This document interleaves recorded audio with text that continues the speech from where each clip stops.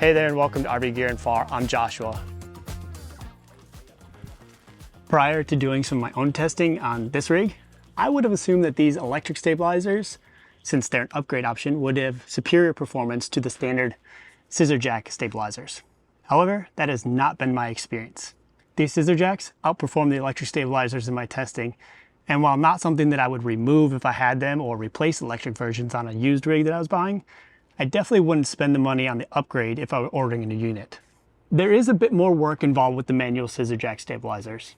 You have to use a hand crank or a drill, never an impact driver. You're gonna mess something up with the screw to actuate them up and down. But they're stupid simple and really easy to replace if necessary. These guys are a bit more complicated, and since these stabilize better, no brainer for me. Now, if you really want a super stable, towable RV, adding angled stabilizers against the I-beam of the trailer are beyond impressive. I've been using the DIY 2x4 version for a few years and have a full build tutorial that I'll link to in the description, along with a comparison video between the DIY and several commercial options that are now available.